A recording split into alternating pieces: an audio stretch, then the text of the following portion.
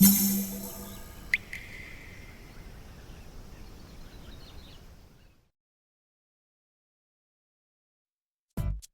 うも、底辺アクアリスト黄昏です。皆さん、アクアリウム楽しんでいますか？自分はとても楽しんでいます。こうやって動画投稿できているのも全力でアクアリウムをやっている証拠ですね。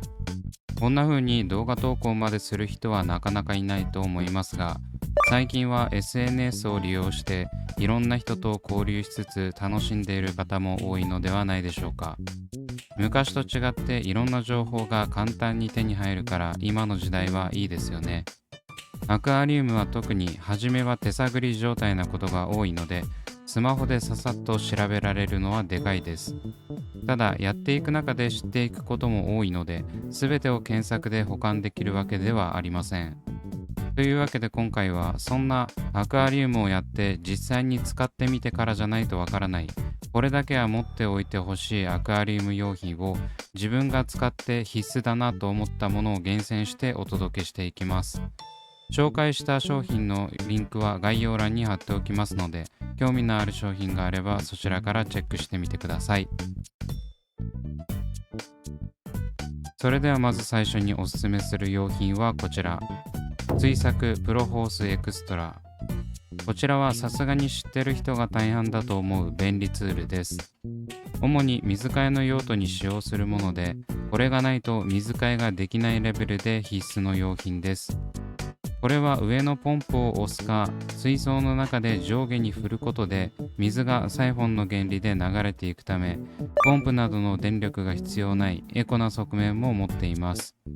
なので、これとバケツ一つさえあれば、基本的に水替えで困ることはありません。特にこれがいいなと思うところは、低床の掃除を合わせてできるところです。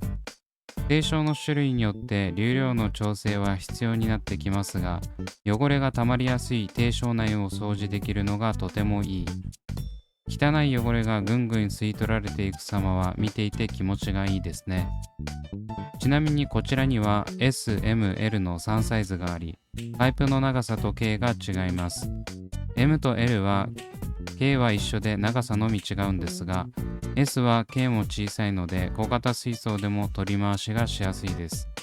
そんなに大量換水をしない30センチキューブ以下であれば S サイズの方が使いやすいのでおすすめ。M と L は長さの違いだけなので、自分が使用している水槽の高さに合わせて購入しましょう。ちなみに自分は S サイズも持っていたんですが、パイプ部分を数年前に割ってしまい、それ以降買わなきゃと思いつつ買ってません。続いて紹介するのはこちら。口付きバケツ。こちらはホームセンターとかでもよく売ってる注ぎ口がついているバケツです。正直これはどれでもよくて、おすすめのメーカーがあったりするわけではありません。とりあえず口さえあれば何でもいいです。この口めちゃくちゃ有能で、通常のバケツからそのまま水槽に水を入れようとすると高確率で床を水浸しにするんですが、これなら床を濡らさずに水を入れることが可能です。ちなみになんで口付きのバケツというざっくりしたくくりにしたのかというと、誰でも簡単に買えるからです。入手性も良く価格も安価で実用性が高いというコスパと利便性を兼ね備えた点を考えたら、口付きバケツがベストでした。今回の必需品アイテムに浄水器を入れようと思ったんですけど、さすがに敷居が高すぎて必需品とは違いますし、アクアショップとかで売ってるめちゃくちゃ口が長いバケツは高いし、売ってるところが限られてくるのでやめました。最近だと冬になって乾燥がひどくなってくるため、数日水を回しているだけでもすぐに水槽内の水が蒸発して水位が下がっちゃうんですよね。自分のようにサーフェイス隙間付き給水パイプを使っていると、水位が低すぎるとエア噛みしてしまうため、こまめな足し水が必要になってきます。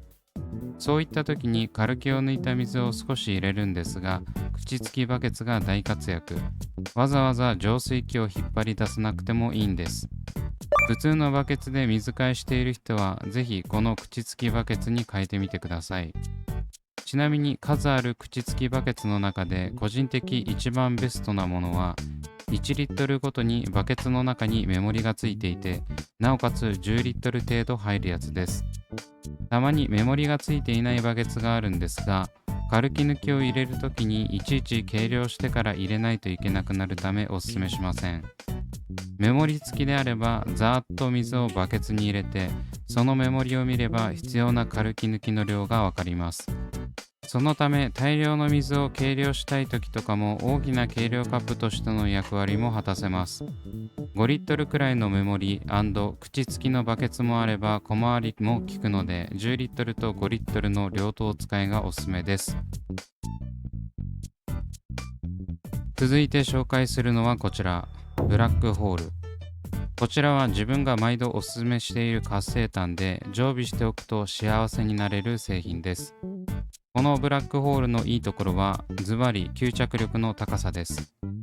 ヤシ殻などの安価な活性炭とは別次元の吸着力を発揮してくれるため、いろんなトラブルに対応してくれます。なんか水が濁ってるとか、流木のアクで飼育水が茶色になってる時とかにこれを使えば立ちどころに透明になるんです。これは以前出した動画でも証明済みで、1ヶ月くらいアク抜きしても出続けたアクを完全にクリアにしてくれました。常にブラックホールをフィルターの中に入れておかないといけないというわけではなく、必要な時に引っ張り出すという感じで使えるので、そういった意味ではランニングコストもそこまでかかりません。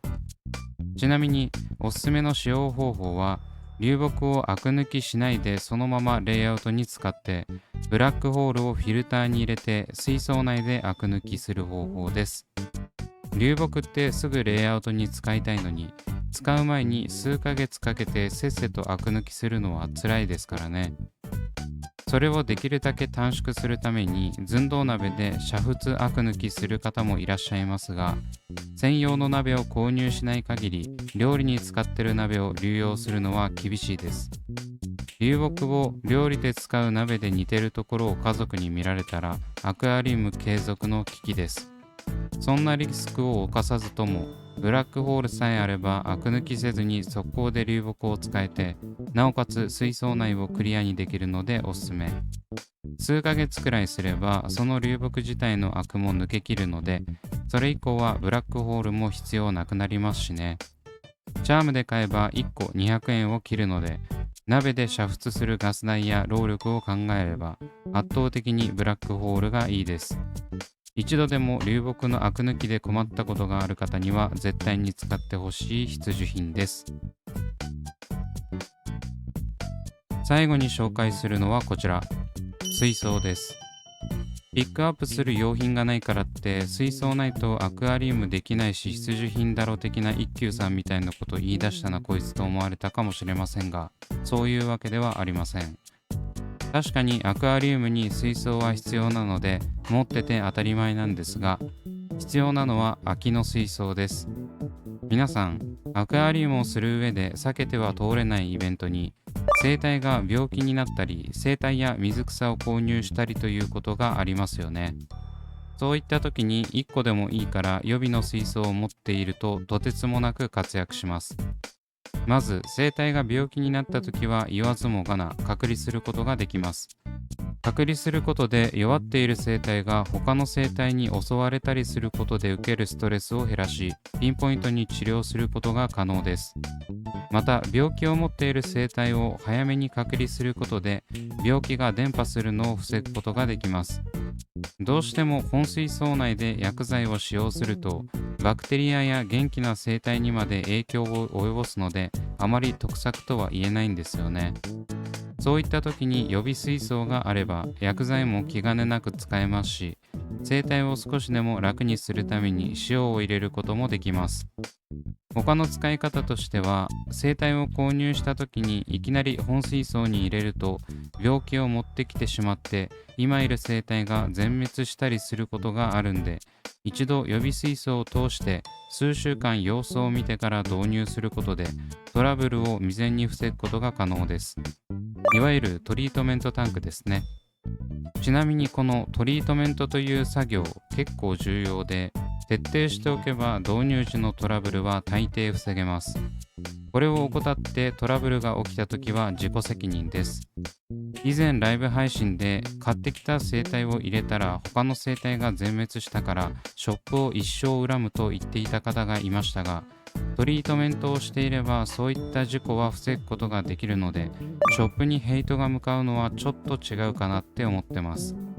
まあ 100% 安全とは言えないので、どうしてもトラブルを起こしたくない場合は整体を買わないという選択肢しかないんですけどね。このトリートメントは水草にも使えて、予備水槽に入れておくことで害虫などの水槽内に持ち込みたくないものを入れずに済みます。自分は水中で管理している水草を購入したときは必ず予備のベアタンク水槽にドボンしてスネールがいないか一生探してます。そんな感じで一つ持っていればマジで役に立つこと間違いなしなので、持っておいて損はありません。プラケースとかでもいいんですけど、水槽の方がいろんな使い方ができるので助かります。ちなみにおすすめは30センチキューブ水槽ですが、大きすぎて置き場所がないって場合は20センチキューブくらいでいいと思います。というわけでいかがだったでしょうか。どれもアクアリウム QOL を爆上げしてくれるものばかりなので、ぜひ購入してみてください。概要欄に商品リンクを貼っておりますのでチェック。というわけで今回はここまで。